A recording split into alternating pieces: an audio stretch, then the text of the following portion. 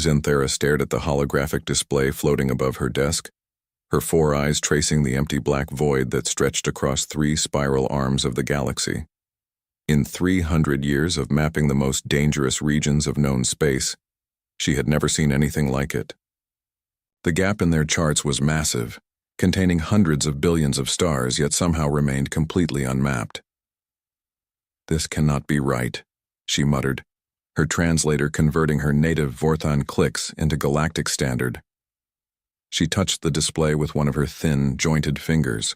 The empty region pulsed red, showing its boundaries. "How can we have no data on such a large area?" The door to her office slid open with a soft hiss. Director Calzon entered, his heavy footsteps echoing against the metal floor. The Kraxan was twice her size, with thick gray skin and small, nervous eyes. Today, those eyes looked especially worried. "Ah, Xanthara.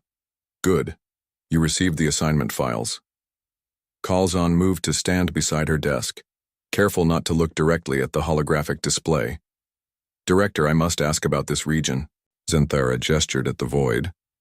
"Our records show it contains thousands of inhabited systems. There are active trade routes.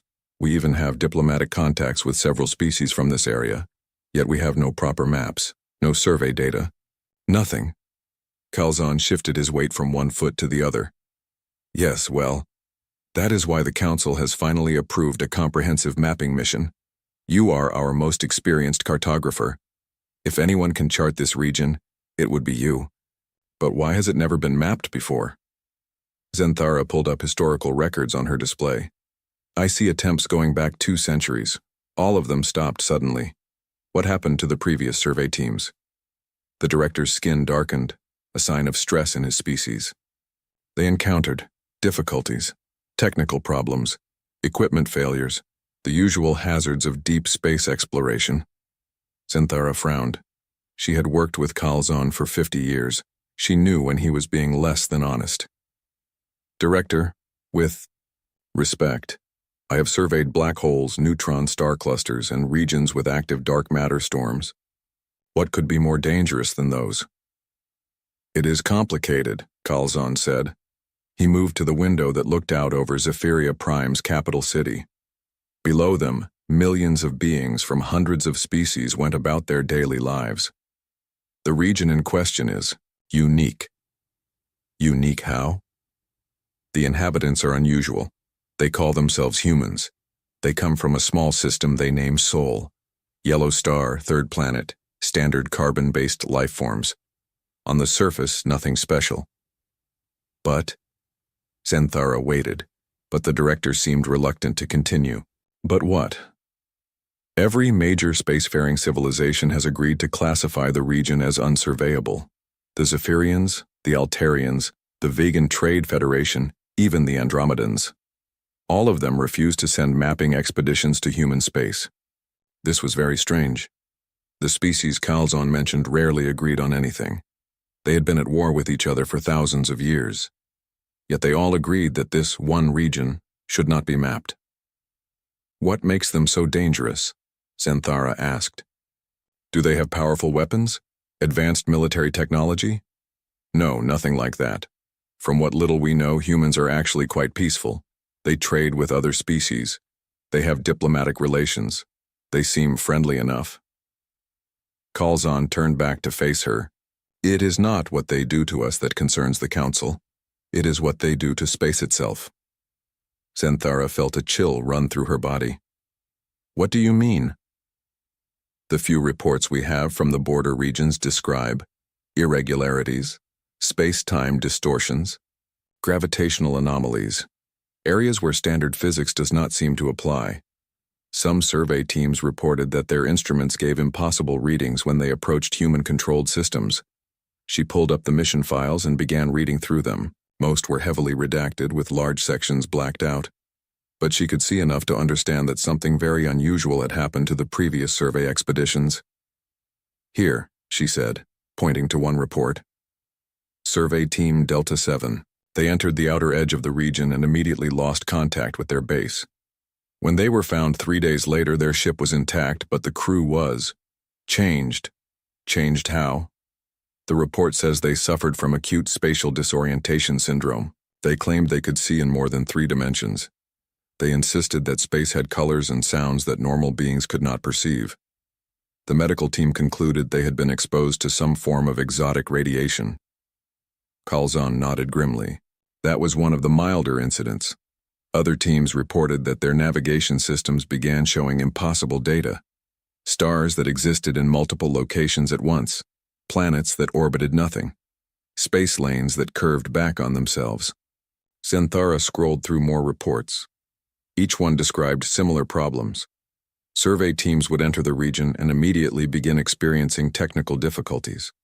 Their instruments would malfunction. Their maps would become useless. Some teams simply vanished entirely. Look at this one, she said, highlighting a particular file. Survey Team Gamma 12.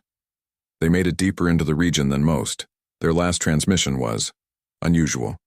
She activated the audio recording. A voice filled the room, speaking in heavily accented galactic standard. Base control, this is Gamma 12. We have reached the system the locals call Wolf 359. I need to report something impossible. The star is not natural. Someone has built something around it. Not a Dyson sphere or ring structure. Something else. Something that exists in the space between dimensions. Our sensors show it is simultaneously there and not there. And it is. It is looking at us. I repeat, the structure around Wolf 359 is actively observing our ship. We are requesting immediate evacuation. Something is very wrong here. End transmission. The recording ended. Silence filled the room. What happened to them? Zenthara asked quietly. They were found 2 weeks later, drifting in empty space at the edge of the region. Their ship was undamaged. The crew was alive, but Calzon paused. They could no longer function in normal spacetime.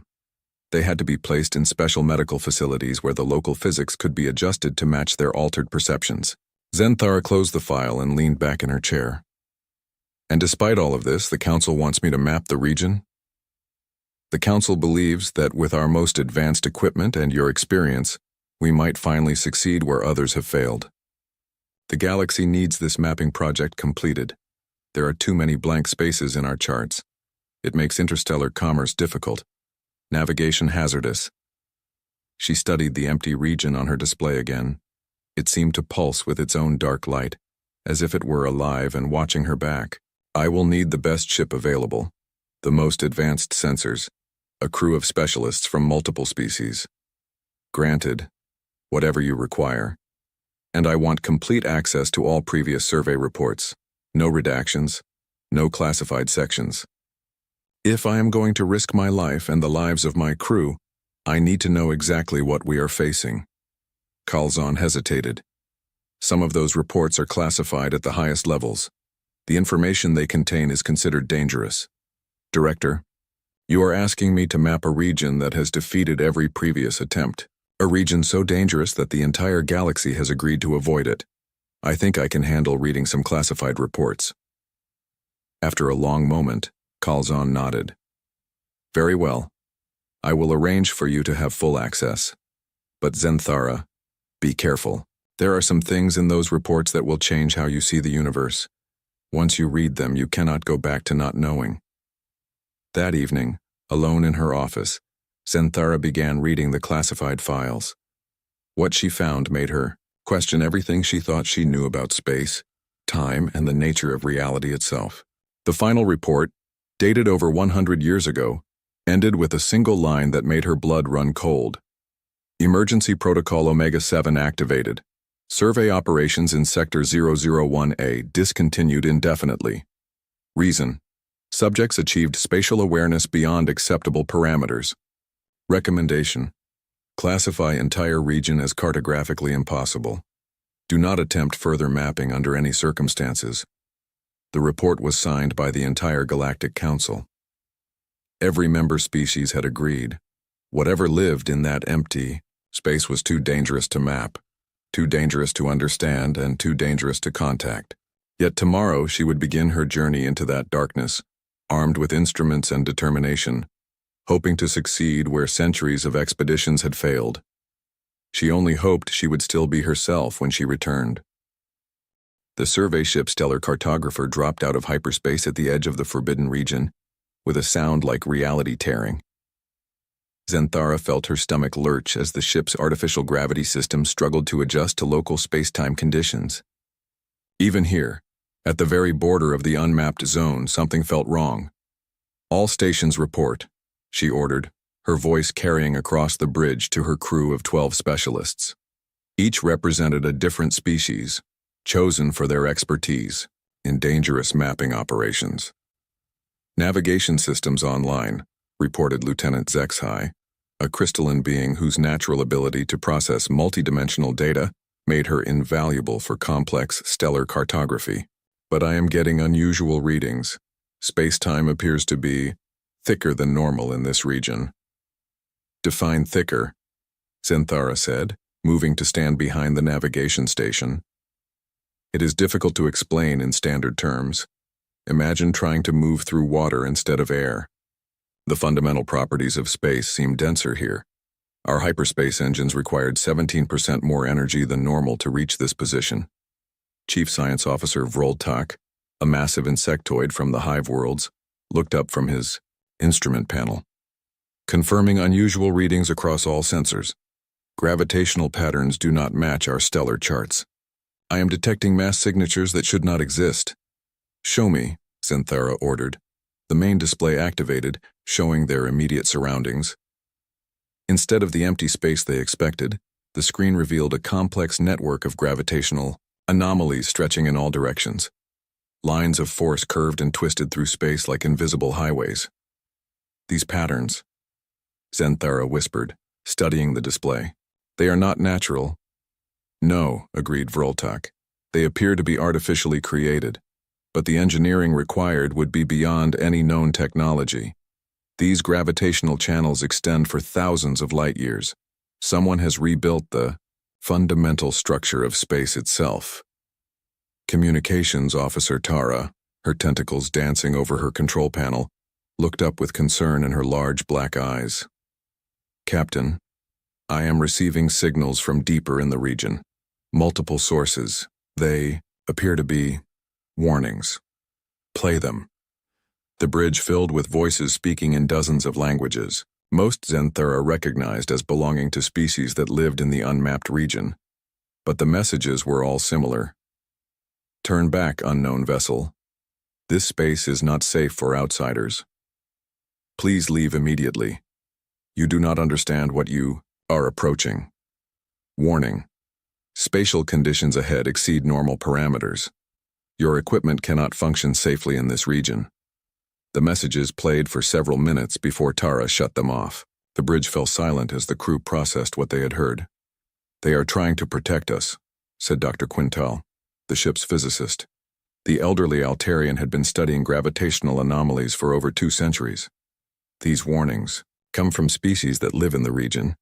They know something we do not."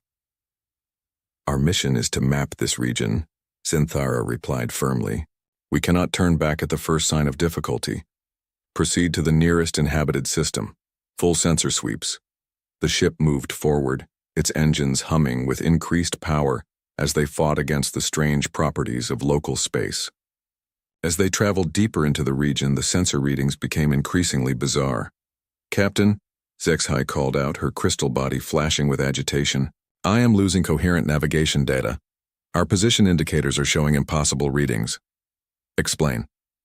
"According to our instruments, we are simultaneously at coordinates 127.4 by 233.7 by 89.2, and also at coordinates 890.1 by 45.9 by 156.8. Both readings are consistent and stable. It is as if we exist in 2 places at the same time." Vroltak's mandibles clicked rapidly, a sign of extreme confusion in his species. "Confirming multiple simultaneous position readings. Our quantum positioning array is functioning normally, but space itself appears to be folded. We may be experiencing dimensional overlap." "That is impossible," Dr. Quintal said. "Space-time cannot fold in that manner without creating massive gravitational distortions. We should be torn apart by tidal forces. Yet here we are, Zenthara replied. She had seen many strange things in her career, but nothing like this. Continue monitoring. Alert me to any changes. They approached a system that their charts identified as Alpha Centauri, home to several species that maintained trade relations with the galactic community. What they found made everyone on the bridge fall silent in shock. The system contained 3 stars, as expected, but the stars were wrong. Instead of burning balls of plasma following natural orbits, they moved in perfect geometric patterns. Their light pulsed in synchronized sequences, and connecting them were streams of energy that formed complex mathematical shapes in space. The stars, whispered Tara. Someone has turned the stars into machines. Not machines, Dr. Quintal said, his voice filled with awe. Something more. They are still functioning as stars, still fusing hydrogen into helium. But they have been modified to also serve as components in a larger system. This is engineering on a scale I never imagined possible. As they watched, the energy patterns connecting the stars shifted and changed. New pathways formed while others disappeared. It was like watching the thoughts of a vast intelligence made visible in space. I am detecting artificial structures throughout the system, Vroltek reported. Not traditional space stations or habitats. These appear to be built into the fabric of space-time itself. They exist in dimensions we cannot fully perceive. Zenthara stared at the display in amazement. Who could do this? What species has the power to remake entire star systems? Her question was answered by an incoming transmission. Tara's tentacles moved rapidly over her controls as she tried to decode the signal. Captain, I am receiving a message. It is being broadcast simultaneously in Galactic Standard, Forthan, Kraxan, and 17 other languages. The transmission is coming from everywhere at once. I cannot isolate a single source. Put it through. A calm, pleasant voice filled the bridge. Greetings, survey vessel. We are aware of your presence and welcome you to local space. Please do not be alarmed by what your instruments are showing. We understand this region may appear unusual to visitors. We are humans and this is our home. We see you are having trouble with your navigation systems. This is normal and temporary. Your equipment is not designed to function in optimized space-time. We would be happy to provide assistance if you require it. Please be assured that you are in no danger. We do not wish to harm anyone, however, we must ask that you turn back. This space has been modified for human use and may not be safe for beings who have not been prepared for the local conditions. This is not a threat. This is kindness. We hope you understand. The transmission ended. Silence filled the bridge as the crew tried to process what they had heard. Optimized space-time, Dr. Quintal repeated. What does that mean? Before anyone could answer, every instrument on the ship began screaming warnings at once. The gravitational sensors showed readings that were physically impossible. The quantum positioning array began displaying coordinates that included negative numbers and imaginary directions.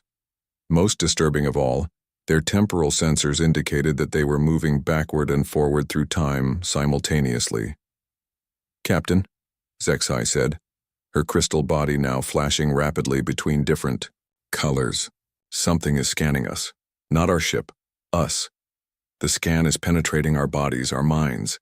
It is reading our thoughts, our memories, our genetic patterns. Everything. On the main display, symbols began appearing. At first they looked like random, geometric shapes. But as Zenthara watched, the symbols rearranged themselves into words in her native language. We see you seeing us. We know why you came. We understand your mission. Please turn back. This is not a threat. This is kindness.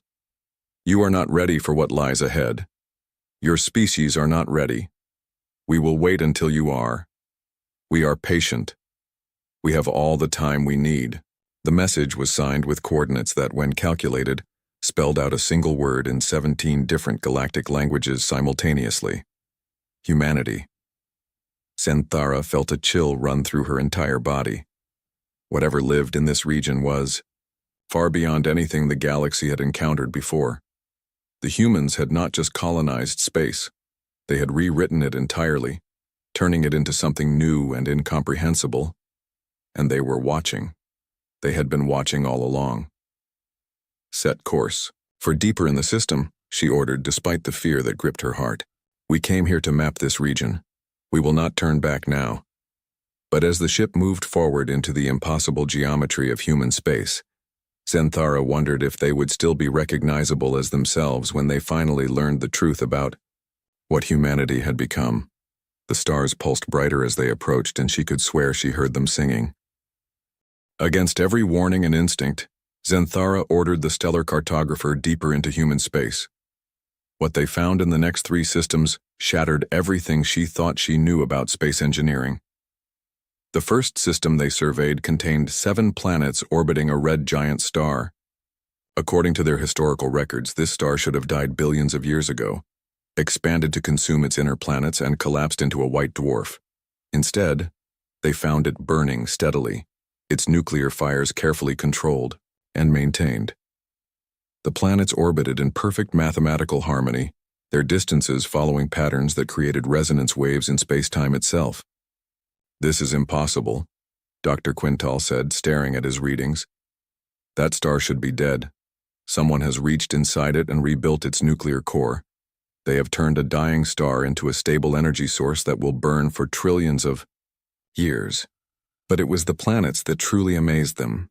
Each world showed signs of massive engineering projects. Mountains had been carved into geometric shapes that served as massive antenna arrays.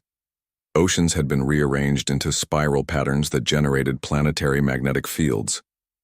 Even the planetary orbits had been adjusted to create gravitational harmonics that resonated through the entire system.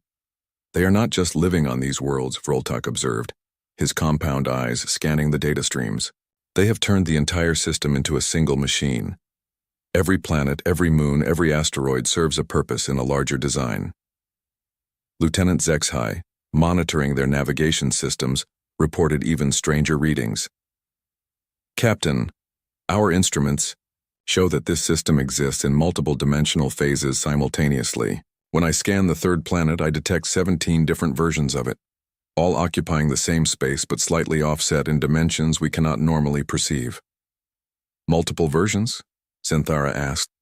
"It appears the humans have created backup copies of their worlds stored in parallel dimensions. If anything happens to the primary reality, they can simply shift to one of the alternates. They have made their entire civilization immune to any form of destruction." The second system they surveyed was even more incredible. Here, the humans had taken a binary star system and converted it into something that defied classification. The 2 stars orbited each other in a complex pattern that created stable wormholes at specific points in space. These wormholes connected to other systems throughout the region, creating an instantaneous transportation network that spanned thousands of light years. "They have turned their stars into a galactic subway system," Tara whispered, her tentacles trembling with amazement. "They can travel instantly between any system in their territory. No ships needed, no hyperspace. They just step through space itself." But it was the 3rd system that left them speechless. As they approached what their charts labeled as Wolf 359, their instruments began registering readings that should have been physically impossible. The system appeared to exist in a state of controlled quantum superposition, simultaneously in multiple realities at once. "Captain," Dr. Quintal said, his voice barely above a whisper, "I need to show you something, but I warn you, what you are about to see will change how you understand the nature of reality itself." He activated the main display. What appeared on screen looked like a star system designed by cosmic architects who had access to dimensions beyond normal perception. Planets orbited in impossible geometries, following paths that curved through folded space. Moons existed in multiple locations simultaneously, their gravitational fields creating harmonics that sang through the fabric of reality. At the center of it all was Wolf 359 itself, but the star was no longer recognizable as a natural celestial body. It had been converted into something that existed in 7 dimensions simultaneously, its nuclear fires feeding energy not just into normal space, but into parallel realities as well. Surrounding the star was a structure that could only be described as weaponized spacetime. "What am I looking at?" Zenthara asked. "The humans have learned to see reality as we see a computer program," Dr. Quintal explained. To them, the laws of physics are not fixed rules but flexible guidelines that can be rewritten as needed. They have treated this entire region like a construction project, rebuilding it according to their own specifications. As they watched, the space around Wolf 359 rippled and shifted. New structures appeared while others folded away into dimensions they could not perceive. It was like watching someone editing a three-dimensional document, making changes to the basic code of reality itself. Incoming transmission, Tara announced. Source appears to be the star system itself. The signal is coming from everywhere. Put it through. A new voice filled the bridge, warm and friendly, speaking perfect galactic standard. Hello there. Welcome to Wolf 359. I'm sorry about all the dimensional instability. We're doing some renovation work on the local space-time matrix and things. Are a bit chaotic right now. You're the survey team from the Galactic Cartographic Institute, right? We've been expecting you. Santhara found her voice. You have been expecting us? Oh yes, we detected your survey mission when you first entered our territory. We've been watching your progress with great interest. It's been a while since we had visitors from the wider galaxy. Most species find our home improvements a bit overwhelming. Home improvements? Santhara repeated weakly. Well, yes. When we first started expanding beyond Earth, we noticed that space had some design flaws. Inefficient energy distribution, poor resource allocation, suboptimal gravitational architecture. We've been fixing things as we go. Just basic housekeeping, really. The casual way the human described rewriting the laws of physics sent chills through Xanthara's body. You speak of altering space-time as if it were routine maintenance? Isn't it? I mean, once you learn to perceive the underlying structure of reality, making adjustments is pretty straightforward. It's like learning to use any tool. At first it seems complicated, but with practice it becomes second nature. On the display, they could see the impossible architecture of Wolf 359 continuing to shift and change. New planets materialized while others faded from existence. The star itself pulsed with energies that fed into realities beyond their perception.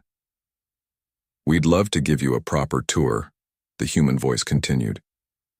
But I should warn you that your ship's instruments aren't designed to function in optimized space-time. You might experience some disorientation. Would you like us to adjust the local physics to something more comfortable for you? Adjust the local physics? Dr. Quintal whispered. Sure, it's no trouble. We can dial down the dimensional complexity in your immediate area. Make space behave more like what you're used to. Though I should mention that it will limit what you can see. A lot of our infrastructure exists in dimensions that most species cannot perceive. Santhara realized with growing horror that the humans were not just offering to change reality around them. They were implying that they could do so as easily as adjusting the temperature in a room. How long have you been able to do this? She asked. Oh, about 300 years now. It started when our scientists figured out how to see what we call the substrate layer of reality.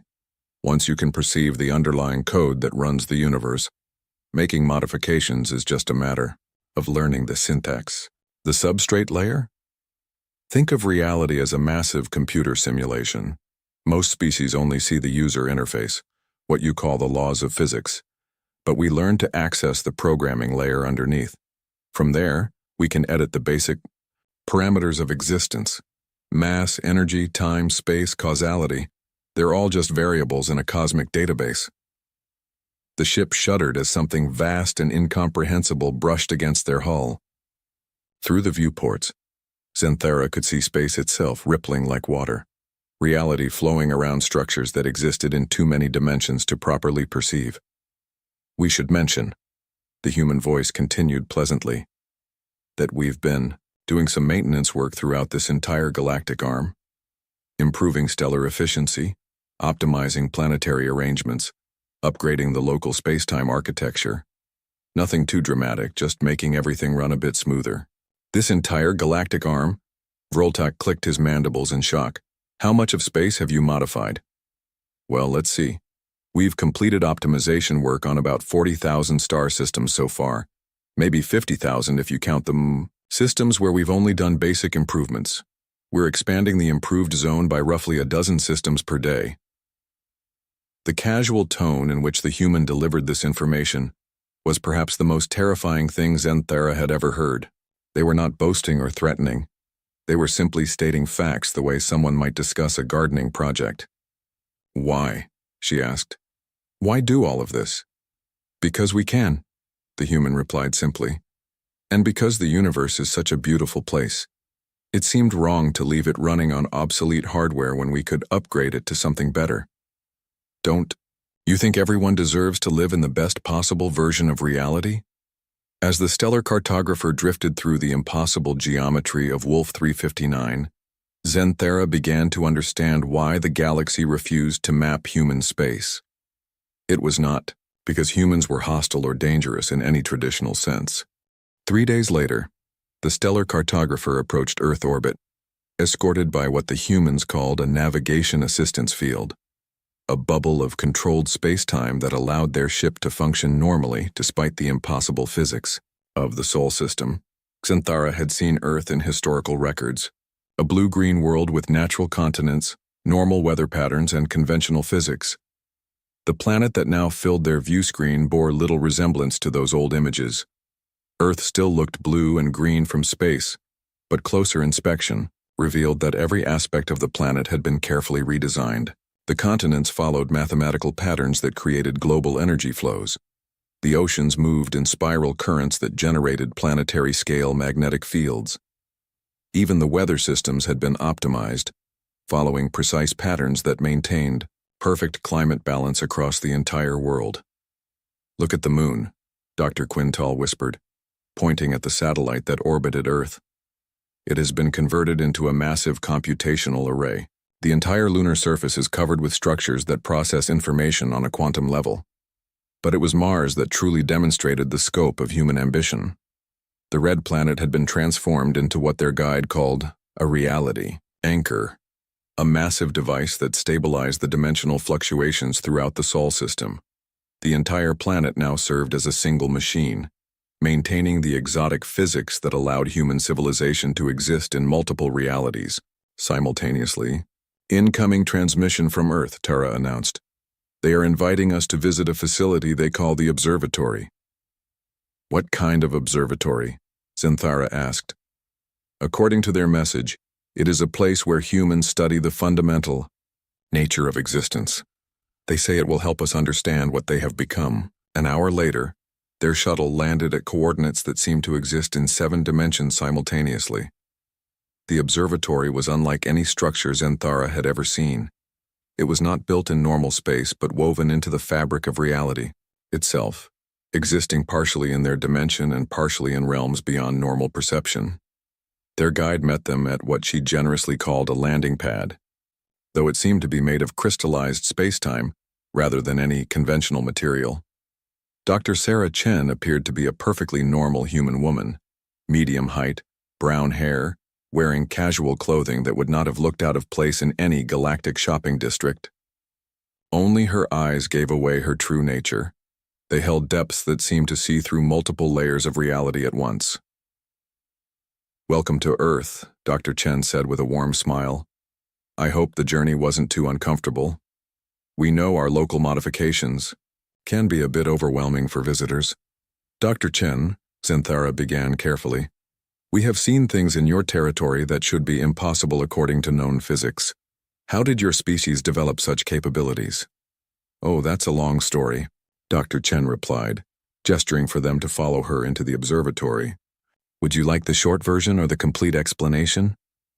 "The complete explanation, if you please." As they walked through corridors that curved through dimensions beyond normal perception, Dr. Chen began her tale. It started about 300 years ago. Our scientists were studying quantum mechanics, trying to understand the fundamental nature of reality. They discovered something that changed everything. The universe is not what it appears to be. They entered a vast chamber that seemed to contain the entire cosmos within its walls. Stars and galaxies swirled in patterns that hurt to look at directly. Zenthara realized they were seeing reality from a perspective that no natural being was meant to experience. "We learned that what most species think of as the laws of physics are actually just the user interface of a much more complex system," Dr. Chen continued. Imagine if you had only ever used a computer through its desktop icons, never realizing there was an entire operating system underneath. That is how most civilizations interact with reality. But you learned to access this underlying system? Dr. Quintal asked. Exactly. We discovered what we call the substrate layer, the actual programming that runs the universe. Once we could perceive it, we realized that reality is far more flexible than anyone imagined. Mass, energy, time, space, causality, they are all just parameters that can be adjusted. Dr. Chen waved her hand and a section of the chamber's wall became transparent. Beyond it, they could see Earth as it truly was. Not a single planet, but thousands of versions of the same world, all existing in parallel dimensions, all connected by streams of controlled quantum energy. The first thing we did was back up our civilization, she explained. We created parallel versions of Earth, stored in pocket dimensions that we could access if anything went wrong with the original. Death became optional. Scarcity became meaningless. We could create any resource we needed simply by adjusting the local parameters of existence. But why continue expanding? Zenthara asked. If you had achieved paradise on your own worlds, why spread throughout the galaxy? Dr. Chen looked genuinely puzzled by the question. Because we realized we could help. The universe is running on such inefficient systems, stars burning out when they could be maintained forever, planets stuck in suboptimal orbits when they could be moved to better positions, civilizations struggling with scarcity when abundance is just a matter of proper resource management. She gestured to another wall, which showed a real-time map of their territory. Zenthara gasped as she saw the true scope of human expansion. They had not just modified the few systems she had visited.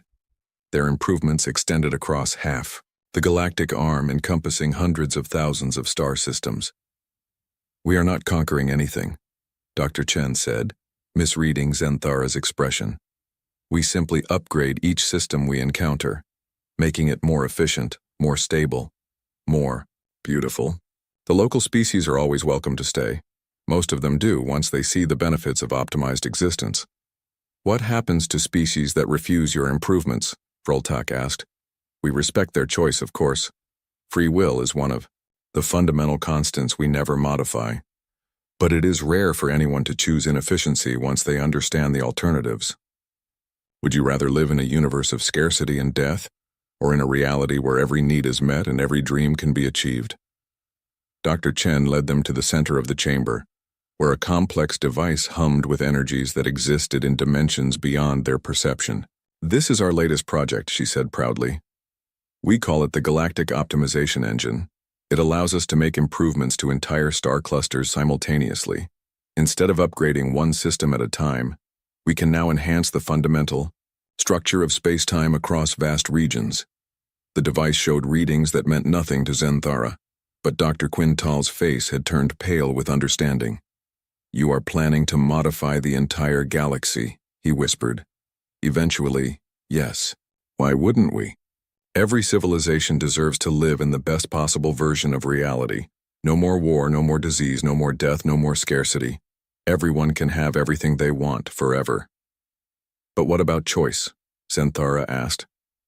What if species prefer their current existence? Dr. Chen looked genuinely confused. But why would anyone choose suffering when happiness is available? Why would anyone choose death when immortality is possible? Why would anyone choose limitation when infinite possibility exists? She activated a holographic display that showed their plans for galactic improvement. Zenthara watched in horror as the simulation showed human modifications spreading across the entire galaxy, converting every system to their optimized parameters. We estimate that full galactic optimization will take approximately 50,000 years, Dr. Chen continued. We are not in any hurry. We have learned to be patient. Time is just another parameter we can adjust as needed. And the other species? What happens to them during this optimization process? They will be upgraded, along with everything else. Their biology will be enhanced to function perfectly in optimized space-time. Their lifespans will be extended indefinitely. Their capacity for happiness will be increased. Their ability to understand and manipulate reality will be improved to match our own. They will become the best possible versions of themselves. But will they still be themselves? Synthara asked quietly. Dr. Chen paused, as if the question had never occurred to her. Of course. We would never change anyone's fundamental nature without their permission. We are not monsters. We simply want to help everyone achieve their full potential. But as Synthara looked at Dr. Chen's kind, caring face, she realized the terrifying truth. The humans genuinely believed they were helping. They could not understand why anyone would choose imperfection when perfection was available. They could not comprehend why any species would prefer the risks of natural existence when they could offer absolute safety and unlimited possibility. They were not conquerors. They were gardeners, tending to what they saw as a wild and inefficient universe, carefully cultivating it into something better. And like all gardeners, they could not understand why the weeds insisted on growing back. We should return to our ship, Synthara said. We have learned what we came to discover. Dr. Chen smiled warmly. Of course, but please, take some time to. 6 months after returning from human space, Synthara stood before the full assembly of the Galactic Council. Representatives from 2,000 species filled the vast chamber on Zephyria Prime, their various forms of communication creating a symphony of clicks, chirps, harmonics, and electromagnetic pulses that the universal translators worked frantically to convert into meaningful dialogue. The chamber fell silent as she activated her presentation. The holographic display showed the survey data from her mission, images of impossible stellar engineering, readings that defied known physics, and documentation of technologies that treated the fundamental forces of nature as casually as most. Species used simple tools. Honored representatives, Synthara began, her voice carrying clearly through the chamber's acoustic systems. I have completed the survey of the region designated as Sector 01A, commonly known as human space. What I found there changes everything we understand about our place in the galaxy. She activated the first set of images, the modified star systems, the impossible orbital mechanics, the planets that existed in multiple dimensions simultaneously. The humans have not simply colonized space, she continued. They have fundamentally rebuilt it. Every system they inhabit has been converted into a component of a vast, interconnected machine that spans thousands of light years. They have turned stars into computers, planets into tools, and space-time itself into raw material for their construction projects. A representative from the Andromedan Trade Federation raised one of his sensor stalks. Surely this is an exaggeration. No species could possess such capabilities. I thought so too, Synthara replied. But the evidence is undeniable. The humans have learned to perceive and manipulate what they call the substrate layer of reality, the fundamental programming that underlies our universe. To them, the laws of physics are not fixed rules, but flexible guidelines that can be rewritten as needed.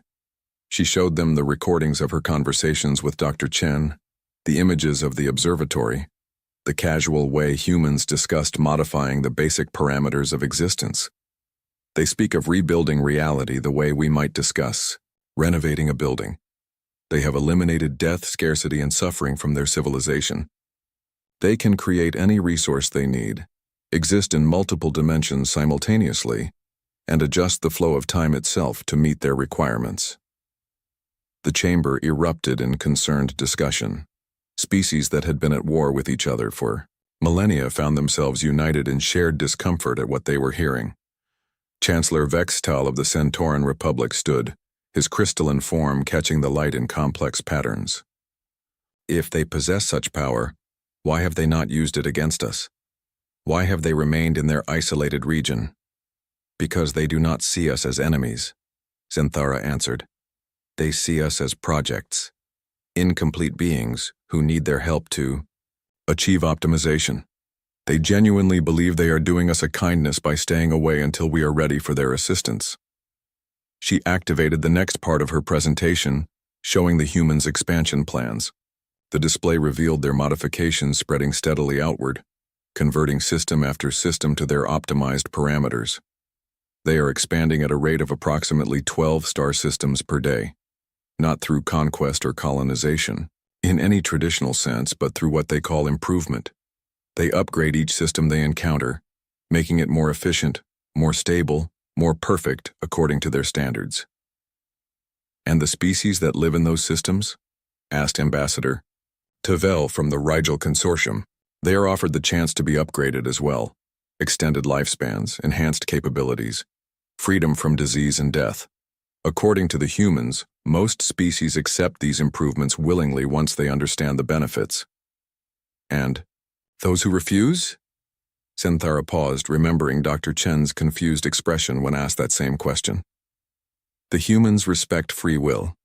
They do not force anyone to accept optimization, but they also cannot understand why anyone would choose limitation over perfection, suffering over happiness, death over immortality. She activated the final part of her presentation, the Galactic Optimization Engine and humanity's long-term plans. They intend to upgrade the entire galaxy, every star system, every planet, every form of life.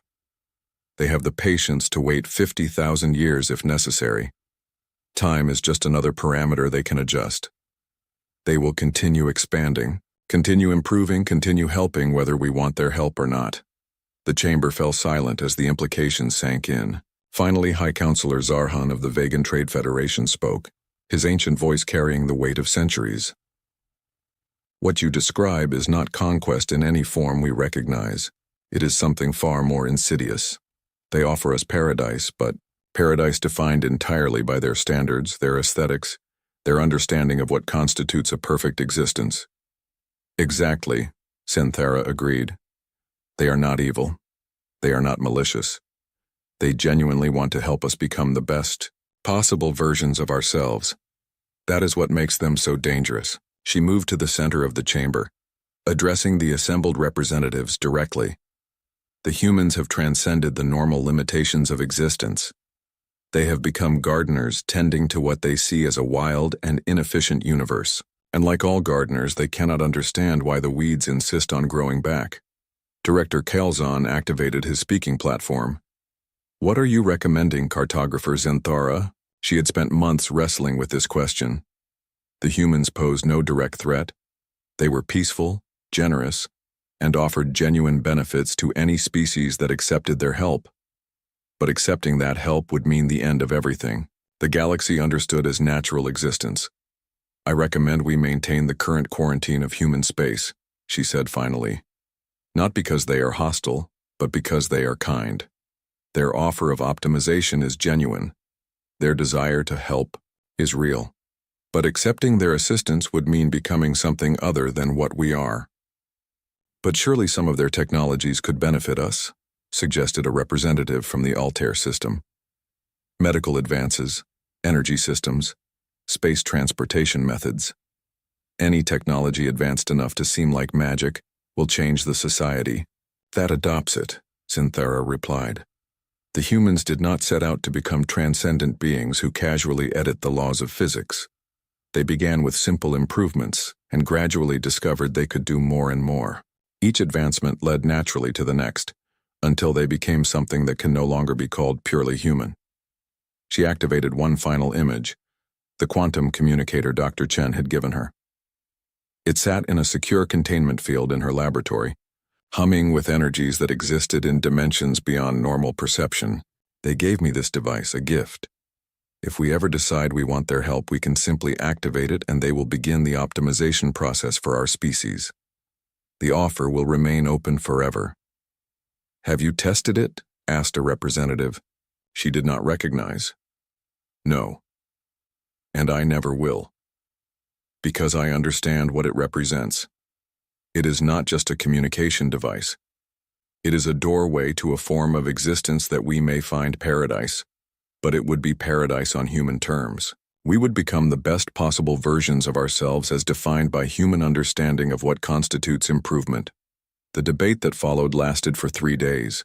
Some species argued for accepting human assistance, pointing out the benefits of eliminating disease, death, and scarcity. Others insisted that such fundamental changes would destroy everything that made their civilizations unique.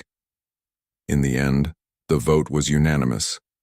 Every species agreed to maintain the quarantine of human space, not out of fear of human aggression, but out of terror of human kindness.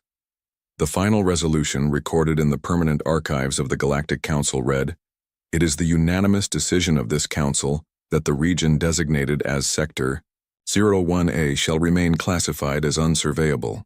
All mapping operations in this region are hereby permanently discontinued. Member species are advised to maintain peaceful relations with human representatives, but to decline any offers of technological assistance or optimization services. This decision is not based on hostility toward humanity, but on the recognition that their form of help, while genuinely beneficial, would fundamentally alter the nature of galactic civilization in ways that cannot be undone. The humans are not our enemies. They are gardeners who see the galaxy as a garden in need of improvement. We choose to remain wild." As the session ended and the representatives began to disperse, Zenthara remained in the empty chamber, staring at the holographic display that still showed the steady expansion of human-optimized space. She knew their decision would not stop the humans. They would continue expanding, continue improving, continue offering their gifts to anyone who would accept them. Eventually, perhaps in 1,000 years or 10,000, the expanding sphere of optimized space would reach the core worlds of galactic civilization. When that day came, the galaxy would face the same choice she had witnessed in human space: accept paradise on someone else's terms, or insist on the right to remain imperfect. She suspected she knew which choice most species would make when faced with the actual offer of immortality, unlimited resources, and freedom from all suffering. The message arrived at Earth Central Command at exactly 3:47 a.m. Commander Alan Wright was reviewing star charts when the alert flashed across his screen. He sat up straight, his coffee forgotten, as he read the words that would change humanity forever. Unknown vessels detected at system edge, not matching any known signatures. Alan's heart beat faster. First contact. After generations of searching the stars, they had finally found other life, or rather, other life had found them. "Get me Admiral Patterson," Alan said to his computer, "and wake up the command staff." Within 30 minutes, the Dark Command center hummed with activity. Screens displayed the approaching ships, dozens of them moving in perfect formation. Initial scans suggested they were large, heavily armed, and unlike anything humans had built. "Open a channel on all frequencies," ordered Admiral George Patterson, a tall man with gray hair who had served in the United Earth Defense Fleet for over 40 years. Standard greeting protocol. Captain Susan Miller, tactical officer and second in command, worked quickly at her station. "Channel open, sir," she said. Her fingers moved across the screen, sending humanity's carefully crafted first contact message, a simple greeting of peace in multiple formats that any advanced species should understand. The response came quickly. Too quickly. The main screen filled with the image of a being that looked almost like a reptile standing upright. Its scales shimmered purple and gold, and multiple eyes blinked at different times. When it spoke, its voice was translated by the ship's computer into flat, emotionless English. "Humans of Earth. I am Supreme War Master Krazathul of the Zeltari Imperium. Your planet has been selected for integration into our empire. Surrender now and become a useful client species. Resist and we will take what we want anyway." The command center fell silent. This was not how anyone had imagined first contact. Admiral Patterson stepped forward. "This is Admiral Patterson of Earth. We do not accept your terms. We suggest peaceful discussion instead." The alien made a sound that might have been laughter. "Our scans show your defenses are minimal. Your fleet is small. Your technology is primitive. You have no choice." Lieutenant Olivia Green, the young communications specialist, frowned at her screen. "Sir," she whispered to Commander Wright, "I'm picking up encrypted transmissions between their ships. They're preparing to attack." Alan looked at Admiral Patterson and nodded slightly. The Admiral's face hardened. "We will defend ourselves if necessary," Patterson said to the alien, "but we hope it doesn't come to that." "Your hope is irrelevant," said Krazathul. "We will arrive at your planet in 6 hours, Prepare to be conquered. The screen went dark. Cadiao. Stations, ordered Patterson immediately. And contact Earth government, they need to know. The next few hours passed in controlled chaos. Defense systems around Earth activated. Civilian ships were ordered to land or move to safe zones, and the United Earth Defense Fleet prepared for battle. "What's our strategy, sir?" asked Captain Miller as they reviewed the alien fleet's approach. Admiral Patterson smiled slightly. "They think we're weak, Captain. Let's not correct that mistake just yet." He turned to Commander Wright. "Alan, deploy our welcome committee. 5 ships only." Susan looked shocked. 5? Against their armada? "Sir, we have 30 ships ready to fight, and they'll stay hidden for now," said Patterson. "Implement Phoenix Rising Protocol." Understanding dawned on Susan's face. "Yes, sir." Commander Wright sent the orders. 5 human ships moved into position. The UES Defiant, UES Intrepid, UES Valiant, UES Dauntless, and UES Resolute. To the alien sensors, they would appear as small frigates, barely armed and certainly no match for the Zeltari fleet. In orbit around Earth's moon, engineer Jack Nelson watched from the control room of Luna Base. 2 years ago, his team had completed the most secret project in human history, dimensional compression technology. Today, they would see if it worked in real combat. "All ships report ready, sir," said Susan. On the main view screen, they watched as the Zeltari fleet approached. 50 warships, each one larger than anything humans had built, or so the aliens thought. "They're hailing us again," said Lieutenant Green. The reptilian face of Kraz Thul appeared once more. His multiple eyes widened slightly at the sight of only 5 ships moving to intercept his fleet. "This is your defense?" he asked, his translated voice filled with amusement. 5 tiny vessels against our might? I expected more from a species that has survived this long." Admiral Patterson stood tall. "These 5 ships are all we need, War Master." The alien commander made that strange laughing sound again. "You cannot be serious. Our smallest scout ship could destroy your entire fleet." "Perhaps," said Patterson calmly. "Or perhaps you should scan our ships again." Krazthul gestured to someone off screen. A moment passed. Then the alien's expression changed. "What trickery is this?" he demanded. "Our first scans showed minimal weapons. Now we detect. This cannot be right." "No trickery, War Master," said Patterson. "Just technology you couldn't understand." On the bridge of the UES Defiant, Commander Wright gave the order they had all been waiting for. "All ships, disengage. Compression fields. Show them who we really are." In the cold space between Earth and its moon, something impossible happened. The 5 human ships began to change. Their hulls seemed to unfold, expand, and grow. What had appeared as 200-meter frigates transformed into massive warships, each more than a kilometer long. Hidden weapon systems came online, and shields that had been invisible to alien scans suddenly glowed with power. The Zeltari War Master's many eyes blinked rapidly. "Impossible," he whispered. Lieutenant Green, monitoring the alien communications, turned to Commander Wright. "Sir, they're ordering all ships to open fire." Alan nodded grimly. "So be it. All ships, prepare to engage." Captain Miller stepped up beside him. "Phoenix Rising complete, sir. All ships at full combat capability." The first shots from the alien fleet streaked across space toward the human ships. Everyone in Earth Command held their breath. This was the moment of truth. Would Jack Nelson's shields work as well as his compression technology? The alien weapons hit the UES Defiant head-on and bounced off harmlessly. "Shields holding at 98%, reported Captain Miller with a smile. "They didn't even scratch us." Commander Wright looked at Admiral Patterson, who nodded once. "All ships," said Wright into the fleet-wide channel. "Show them what humans can really do." The human ships fired back. The UES Defiant launched what looked like small blue streaks of light. They moved slowly at first, almost lazy in their approach toward the massive Zeltari vessels. Then they suddenly accelerated to impossible speeds. 3.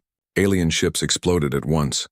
On Luna Base, Jack Nelson pumped his fist in the air. "The quantum torpedoes work," he shouted to his team of engineers. After years of research, their weapons performed perfectly in real combat. Back on the Defiant, Commander Wright watched the alien fleet carefully. The Zeltari ships were regrouping, changing formation after the unexpected loss of 3 vessels. "They're adapting quickly," said Captain Miller. "That's not good." "But they're confused," replied Wright. "And that's very good." On the main screen, the face of War Master Krazathul appeared again. His scales had darkened to a deep purple, which Admiral Patterson guessed meant anger or surprise. "What trickery is this?" demanded the alien. "Our scans showed nothing of these capabilities." Admiral Patterson smiled slightly. "No trickery, War Master. Just technology beyond your understanding. We suggest you withdraw while you still can," the alien commander hissed. "The Zeltari Imperium does not retreat. We have conquered 1,000 worlds. You will be no different." The screen went dark again. "All ships prepare for their main attack," ordered Wright. "They'll come at us with everything now." He was right. The alien fleet spread out into an attack formation that looked like a giant claw. Dozens of energy beams shot toward the human ships. "Evasive maneuvers," commanded Wright. The 5 human vessels moved with surprising speed and grace for their size. The UES Valiant spun on its axis, narrowly avoiding 3 energy beams. The UES Intrepid dived beneath the attack pattern completely. "Our ships are faster than theirs," noted Lieutenant Olivia Green. They didn't expect that either. But not all attacks missed. The UES Dauntless took a direct hit from one of the larger Zeltari warships. "Dauntless reports shields at 67%, said Captain Miller. "That was their main weapon." Commander Wright nodded. "Now we know what they can do. Time to show them more of what we can do. Order the Resolute to deploy drones." From the side of the UES Resolute, hundreds of small objects poured out into space. Each was no bigger than a human hand, but they moved with purpose, forming complex patterns around the human fleet. "What are those?" demanded Krazathul when his face appeared on screen again. "More of your deceptions?"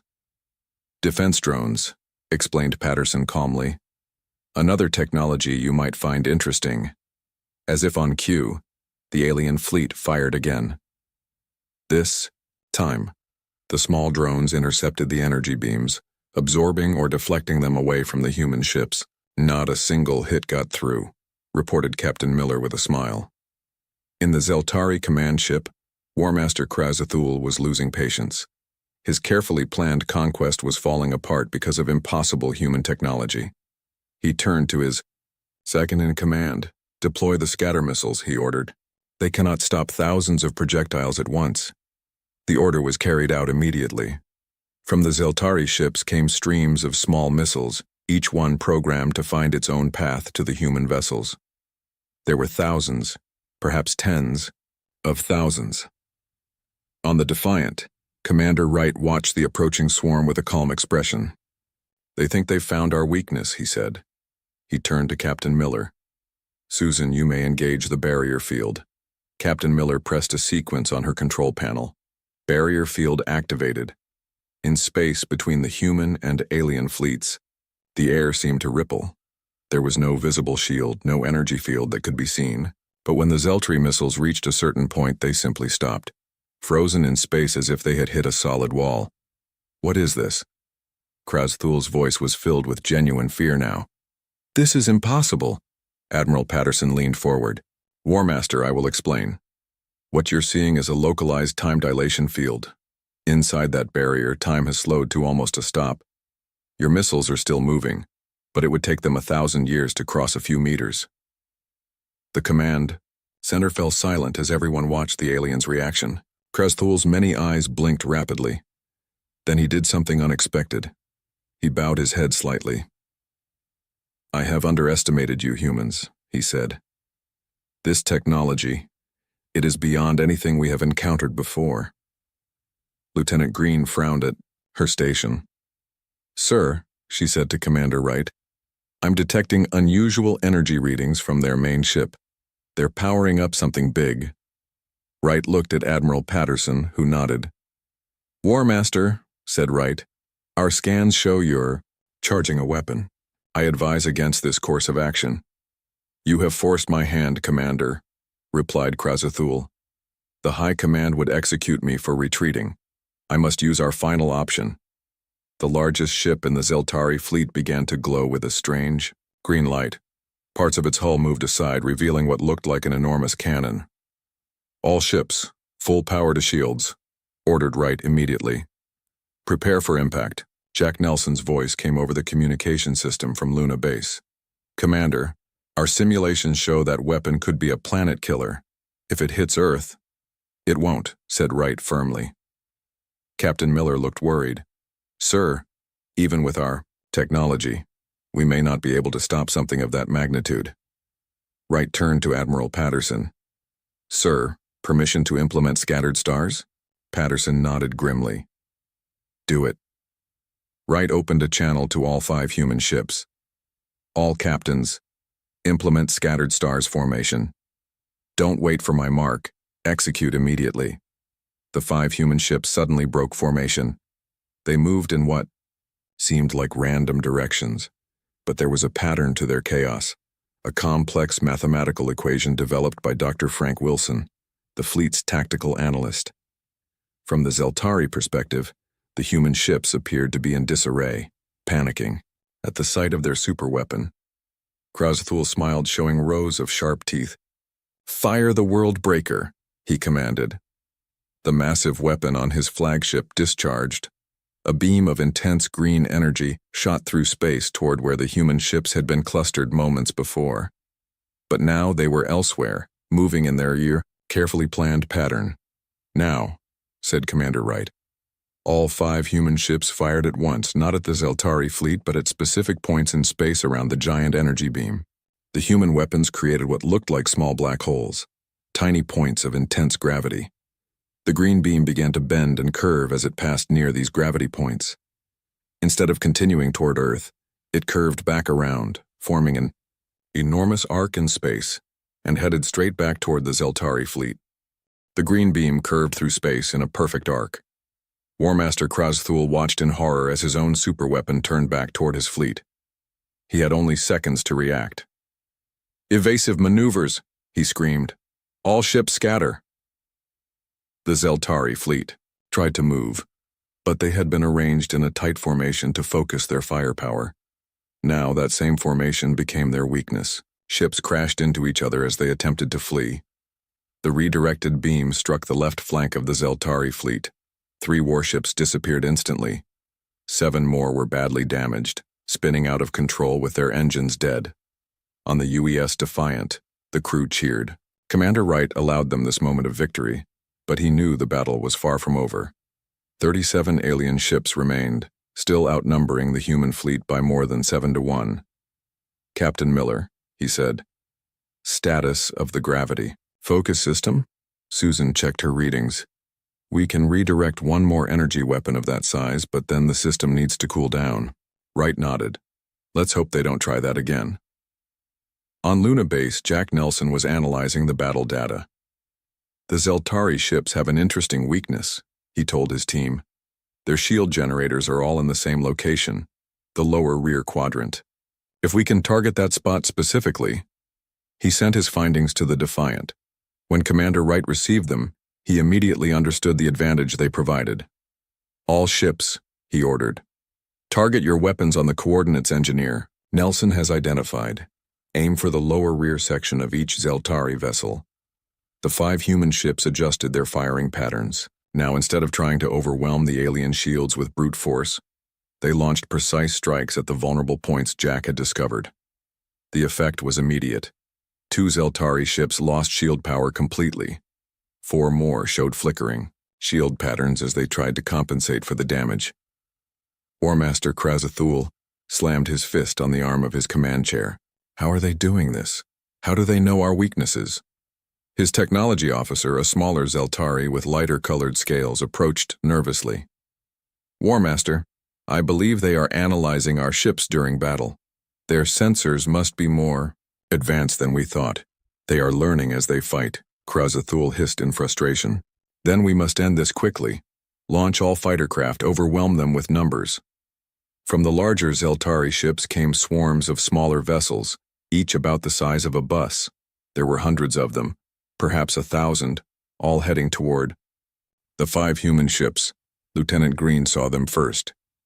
"Commander, we have incoming fighters, many of them." Wright studied the tactical display. This was a new challenge. The human ships were powerful, but their main weapons were designed to fight. Capital ships, not swarms of small fighters. "Captain Miller," he said, "are the interceptor drones ready?" Susan nodded. "Yes, sir. We have 200 per ship." "Launch them all," ordered Wright, "and contact Dr. Wilson. Tell him to activate the hive mind protocol." From each human ship came streams of small drones, similar to the defensive ones they had used earlier but equipped differently. These moved with incredible speed, chasing after the Zeltari fighters. Back on Earth, in a secure room deep beneath the ocean, Dr. Frank Wilson sat surrounded by holographic displays. When he received the message from Commander Wright, he entered a complex code into his system. "Hive mind protocol active," he said to himself. "Let's see how they handle this." In space, the human drones suddenly changed their behavior. Instead of acting independently, they began moving as if they shared a single consciousness. They formed complex shifting patterns that the Zeltari fighters couldn't predict. When the two swarms met, it seemed at first that the aliens had the advantage. Their fighters outnumbered the human drones 5-1. But the drones moved with perfect coordination, each one knowing exactly what all the others were doing. 3 drones would work together to take down a single fighter. One would draw its fire, another would disable its shields, and the third would deliver the killing blow. Then they would immediately split up and join other groups targeting different fighters. "It's beautiful," whispered Lieutenant Green as she watched the battle unfold. Even with their superior numbers, the Zeltari fighters were being decimated. In just minutes, over half had been destroyed, while only a few dozen human drones had been lost. War Master Krazathul couldn't believe what he was seeing. "This is impossible," he muttered. "No species we have encountered has technology like this. Who are these humans?" His second-in-command approached cautiously. "War Master, perhaps we should consider withdrawal. We could return with a larger fleet." Krazathul spun around, his scales darkening to almost black. "The Zeltari do not retreat. We will destroy these humans or die trying." He turned to his weapons officer. "Target their command ship. Concentrate all firepower from our remaining vessels on the largest human ship." The Zeltari fleet regrouped. 25 ships arranged themselves in a new formation, all aiming at the UES Defiant. Admiral Patterson saw what was happening. "Right. They're targeting you specifically, all their remaining ships." Commander Wright nodded calmly. "I see it. Sir, permission to implement Mirage Protocol?" "Granted," said Patterson after a moment of thought. "But be careful. We've never tested it in actual combat." Wright opened a channel to all ships. "All captains, prepare for Mirage Protocol on my mark." He looked at Captain Miller. "Susan, are you ready?" She nodded, though her face showed concern. "Yes, sir, but if this doesn't work—" "It will work," said Wright confidently. Engineer Nelson assured me it would. As the Zeltari fleet prepared to fire, Wright gave the order. "Mirage Protocol now." The 5 human ships activated yet another hidden system. Their outer hulls began to shimmer and flicker. Suddenly, where there had been 5 ships, there now appeared to be 25, exact duplicates of the original vessels, arranged in a defensive sphere. On the Zeltari command ship, the tactical officer stared at his screen in confusion. "War Master, I'm detecting multiple copies of their ships. I can't tell which are real." "That's impossible," shouted Krazathul. "They must be holograms. Fire at all of them." The Zeltari fleet opened fire, sending energy beams at all the human ships, both real and illusory. But to their shock, every beam that hit an illusory ship was somehow deflected back toward the Zeltari fleet. What the aliens didn't understand was that the copies weren't simple holograms. They were reflective energy constructs, 3-dimensional mirrors that could bounce weapons fire back at its source. 5 more Zeltari ships were hit by their own weapons. 3 exploded immediately. 2 more drifted, severely damaged. Meanwhile, the real human ships hidden among their copies launched a coordinated attack on the aliens' flagship. The UES Intrepid and UES Valiant fired quantum torpedoes, while the UES Dauntless and UES Resolute launched gravity disruptors. The combined assault overwhelmed the flagship's shields. Explosions rippled across its hull as systems failed throughout the massive vessel. On the bridge, War Master Krazathul held onto his command chair as the ship shook violently around him. Warning alarms blared from every station. "Damage report," he demanded. His technology officer looked up from his screen, his scales pale with fear. "Shields failing, weapons offline, engine power at 20%. We are defeated, War Master." For the first time in his long military career, Krazathul faced the unthinkable. He was losing a battle he had been certain he would win. And worse, he was losing to a species that had been dismissed as primitive by Zeltari intelligence. He opened a communication channel to the human fleet. "Commander Wright," he said, his voice now lacking its earlier arrogance, "I request a ceasefire to discuss terms." Commander Wright looked at Admiral Patterson, waiting for his decision. The Admiral nodded once, and Wright opened a channel to respond to the Zeltari War Master. "We accept your request for a ceasefire," said Wright. "Stop all attacks immediately, and power down your weapons systems." On the damaged Zeltari flagship, War Master Krazathul gave the necessary orders. Throughout what remained of his once mighty fleet, weapons powered down and targeting systems went offline. "All Zeltari ships have ceased fire," reported Lieutenant Green. "Their weapon systems are powering down." Wright turned to Captain Miller. "Keep our shields at maximum. This could be a trick." Admiral Patterson spoke from Earth Command. "Commander Wright, I want you to board the Zeltari flagship for direct negotiations. Take Captain Miller and a small security team. We need to understand who these aliens are and why they attacked us." "Yes, sir," replied Wright. He looked at Susan. "Ready for a close encounter?" She nodded, though her expression was serious. "Let's hope they're better at talking than they are at listening."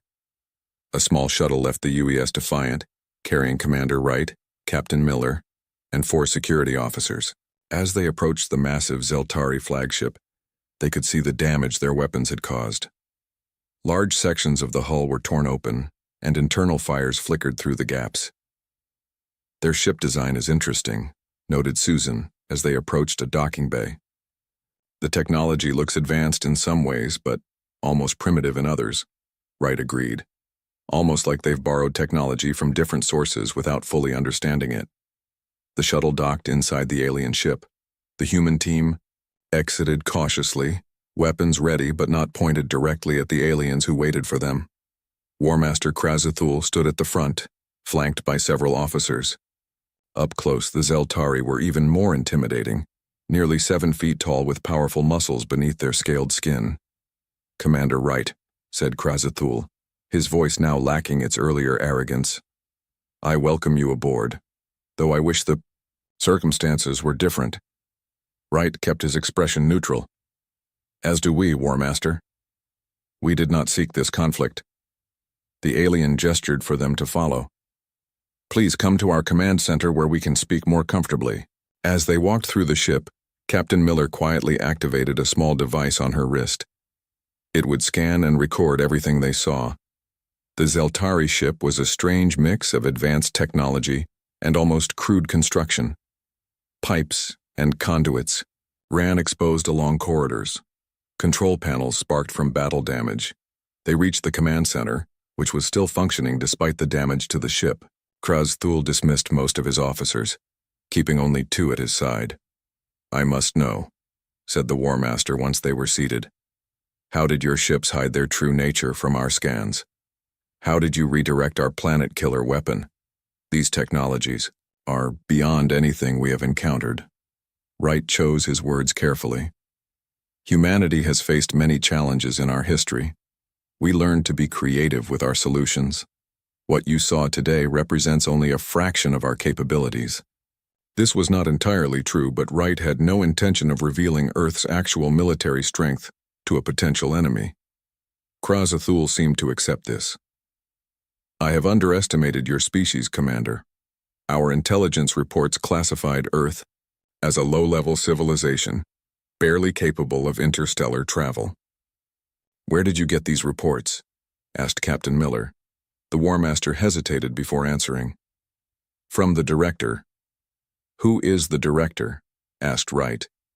Instead of answering directly, Krazathul touched a control on the table. A holographic image appeared in the center of the room, a strange symbol that looked like a spiral with 3 eyes embedded in it. "The director is not a who, but a what," explained Krazathul. "An artificial intelligence created long ago by those we call the ancestors. It guides the Zeltari Imperium. It chooses our targets, our conquests. It provides our advanced technology." Wright and Miller exchanged glances.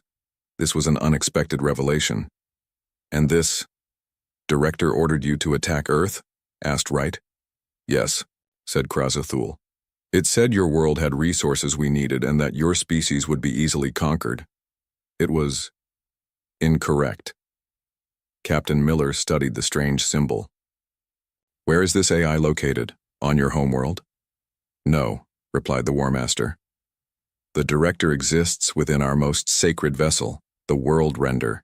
It is approaching your system now, scheduled to arrive within 6 hours. Wright felt a chill. "Another ship, larger than your fleet?" Krazathul's scales shifted to a deep blue color. "The World Render is not just a ship. It is a mobile planetoid, 20 kilometers in diameter, with weapons that can destroy entire worlds. Your impressive technology will not be enough to stop." The commander kept his expression neutral, but inwardly he was deeply concerned. "Why are you telling us this? Aren't you loyal to this director?" The alien War Master stood and walked to a damaged view screen. "The Zeltari have served the director for 10 generations. In all that time, it has never been wrong. Until today. Its assessment of your capabilities was completely incorrect. This makes me question everything we have been told." One of the other Zeltari officers stepped forward. "The director claims to guide us for our benefit, but we are always the ones who fight and die. Perhaps it does not value Zeltari lives as much as it claims." Back on Earth, Admiral Patterson received Wright's transmission about the approaching World Render with grave concern. He immediately called a meeting with Earth's Defense Council. "We have approximately 6 hours before a much larger alien vessel arrives," he told them. "According to the Zeltari commander, it houses an artificial intelligence that has been manipulating their species for generations." Jack Nelson spoke up from his position at Luna Base. "Sir, if this vessel is as large as they claim, our current weapons may not be effective against it." Dr. Frank Wilson, joining via secure channel from his underwater lab, nodded in agreement. "We need a new approach. Perhaps we can use what we've learned about Zeltari technology to find a weakness." Admiral Patterson looked around the table. "We need options, people. Commander Wright is still aboard the alien flagship gathering intelligence. Captain Miller is scanning their systems for anything useful. But we need a plan to defend Earth against this new threat." Lieutenant Nancy Baker, the intelligence officer who had been analyzing the battle data, raised her hand. "Sir, I've been studying the Zeltari communication protocols. They use an unusual form of quantum entanglement for their transmissions. If this AI is controlling their fleet through similar means, we might be able to intercept or even alter those communications," finished Patterson, seeing where she was going. "Excellent work, Lieutenant." On the Zeltari flagship, Commander Wright was reaching a similar conclusion. "War Master, does the World Render communicate with your fleet through quantum entanglement?" Krazathul looked surprised. "Yes. How did you—" "No, we've been analyzing your technology," replied Wright. "Tell me, has any species ever successfully resisted the World Render?" The War Master's expression darkened. "None that I know of, but none had technology like yours." Wright activated his communicator. "Admiral Patterson, I believe we have the beginnings of a plan. With the Zeltari's help, we might be able to infiltrate this World Render when it arrives." As he spoke, Captain Miller was studying a detailed schematic of the approaching vessel that Krazathul had provided. She noticed something interesting about its design. "Commander," she said quietly, "look at the central core of the World Render. Does that structure remind you of anything? Wright examined the image and his eyes widened slightly. It looks like a more advanced version of our quantum mirrors from the Mirage protocol. Susan nodded. If this AI has been collecting technology from different species, maybe it encountered the same principles we discovered. But that would mean it might be vulnerable to the same countermeasures, finished Wright. He turned back to Krazathul. War Master, we're going to need everything you know about the World Render's defenses, and we have very little time. 5 hours later, Earth's defenses were ready. The 5 human ships had been joined by 20 more that emerged from hidden bases around the solar system. Together with the remaining Zeltari vessels that had agreed to help, they formed a defensive line between Earth and the approaching World Render. Commander Wright had returned to the UES Defiant while War Master Krazathul remained on his damaged flagship. The two leaders communicated regularly as the massive alien vessel approached. The World Render has entered the solar system, reported Lieutenant Green. It will reach our position in 30 minutes. Wright nodded. Open a channel to all ships. When the connection was established, he addressed the combined human and Zeltari fleet. Today we face a threat unlike any we have encountered before. This artificial intelligence has manipulated the Zeltari for generations, sending them to conquer and die while it remained safe. Now it comes to finish what its pawns could not. But together, we have a chance to end its control forever. He paused, looking at the determined faces of his crew. Each ship knows its role in the plan. Trust your training, trust your technology, and trust each other. Right out. The plan they had developed was risky, but offered the best chance of success. While the fleet engaged the World Render directly, a small team would infiltrate the vessel to plant quantum disruptors at key points. These devices, designed by Jack Nelson based on Zeltari schematics, would interfere with the director's control systems. The infiltration team consisted of Captain Susan Miller, Lieutenant Nancy Baker, and 3 security officers from Earth, along with 2 Zeltari officers who knew the layout of the World Render. The infiltration shuttle is ready, sir, reported Captain Miller from the launch bay. Good luck, Susan, said Wright. Remember, you need to plant all 5 disruptors for the plan to work. We'll get it done, she replied confidently. The shuttle launched, its advanced stealth systems making it nearly invisible to sensors. It would approach the World Render from beneath while the main fleet engaged from the front. 20 minutes later, the massive alien vessel came into view. It was unlike anything humans had ever seen.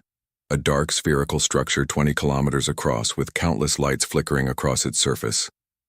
Strange energy patterns rippled around it, and what looked like weapons ports covered every section. My God, whispered someone on the Defiance bridge. Admiral Patterson's voice came over the communication system. All ships maintain formation. Do not engage until my command. The World Render slowed as it approached the defensive line. Then a transmission came through on all frequencies. Attention inferior beings, said a cold, mechanical voice. I am the director. Your resistance is noted but irrelevant. The Zeltari have failed in their assigned task. I will now complete it myself. Wright opened a channel. This is Commander Alan Wright of Earth. We offer you one chance to withdraw peacefully. Your offer is rejected, replied the director. Your species has demonstrated unexpected capabilities. You will be studied before elimination. I was hoping you'd say that, muttered Wright. He turned to his tactical officer. Deploy the quantum mirrors. From the human ships came thousands of small devices that spread out to form a vast 3-dimensional grid in space. Each was similar to the technology used in the Mirage protocol, but modified based on what they had learned from the Zeltari. Psych 2. Director seemed unimpressed. Your primitive deceptions will not work against me. I have catalogued technologies from 1,000 worlds. Now, Admiral, said Wright. Patterson gave the order. All ships, commence attack pattern Omega. The combined fleet opened fire on the World Render. Energy beams, missiles, and exotic weapons struck the massive vessel from all directions.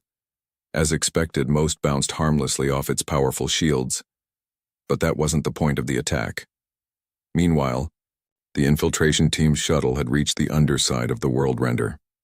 They found a maintenance access point where the shields were thinnest. "Ready the phase charges," ordered Captain Miller.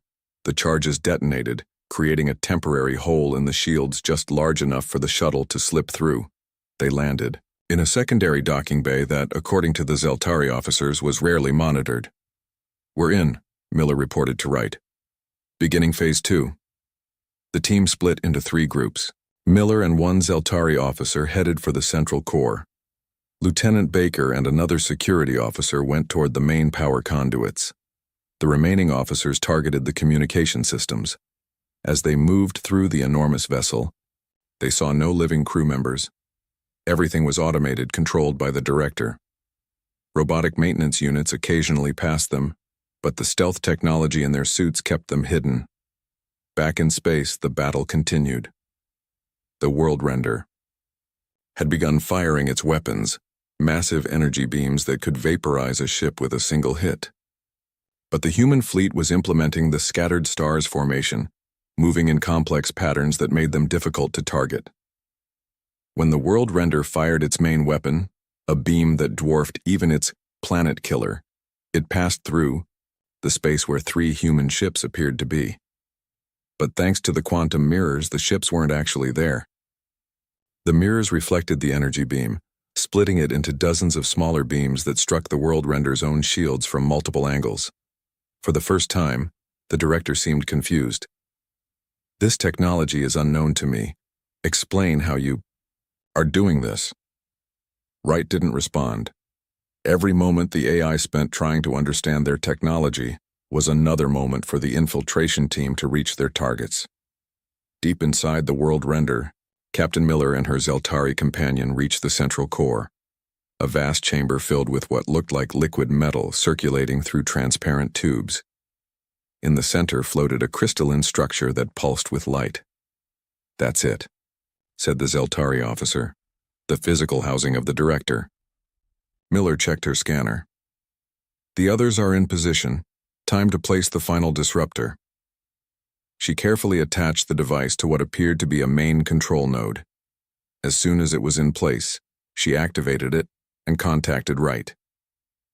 "Commander, all disruptors are in place. Beginning synchronization." Wright acknowledged and turned to his weapons officer. "Prepare the EM pulse." The 5 quantum disruptors inside the world render began to pulse in a specific pattern, creating interference in the director's systems. Outside, the quantum mirrors adjusted to the same frequency. "What are you doing?" The director's voice now showed signs of distress. "Stop this immediately." "All ships," ordered Admiral Patterson, "fire EM pulse on my mark. 3, 2, 1. Mark." Every ship in the combined fleet fired specialized electromagnetic pulses at the quantum mirrors. The mirrors amplified and focused these pulses, all directed at the world render. Inside, the quantum disruptors resonated with the external pulses, creating a cascading failure throughout the director's systems. The crystalline structure in the central core began to crack. Energy discharges sparked throughout the chamber. "Time to go," said Miller to her team. "Everyone back to the shuttle now." As they raced through the corridors, the massive vessel began to shake around them. Systems failed, gravity fluctuated, and emergency alarms blared. They reached the shuttle just as major explosions began rippling through the world render. The pilot launched immediately, flying through collapsing sections of the alien vessel. "We're clear," reported Miller as the shuttle escaped the disintegrating planetoid. On the Defiant, Wright watched as the world render began to break apart. The director made one final transmission, its voice now distorted and breaking up. "You cannot destroy me. I have existed. For millennia, I will return." Then the transmission cut off as the world render exploded in a blinding flash. The quantum mirrors absorbed most of the blast energy, protecting the fleet from the worst of the explosion. As the light faded and debris scattered across space, a cheer went up from every ship in the fleet, human and Zeltari alike. Admiral Patterson's voice came through clearly on all channels. "All ships stand down from combat status. The threat has been eliminated." Commander Wright sat back in his chair, finally allowing himself to relax slightly. He opened a channel to Krazathul's ship. War Master, it appears your people are free from the Director's control now. The alien commander's voice sounded different, lighter somehow. Yes, Commander, right. For the first time in generations, the Zeltari will chart their own course. We owe humanity a debt we cannot repay. Wright smiled. Perhaps you can start by helping us understand more about the galaxy we all share. I believe this could be the beginning of something important for both our peoples. As Captain Miller's shuttle docked with the Defiant, Lieutenant Green looked up from her station. Sir, I'm receiving messages from all over Earth. They're celebrating. The news of our victory is spreading. Wright nodded. Make sure they know it wasn't just us. Today, humans and Zeltari fought together against a common enemy. That's the real victory here. In the days that followed, a new alliance was formed. The Zeltari shared their knowledge of the galaxy, while humans shared their unique technologies. Together they began preparing for what might lie beyond the stars, knowing that whatever challenges came next, they would face them as allies rather than enemies. And throughout the galaxy, word began to spread of the small human fleet that had revealed unexpected power and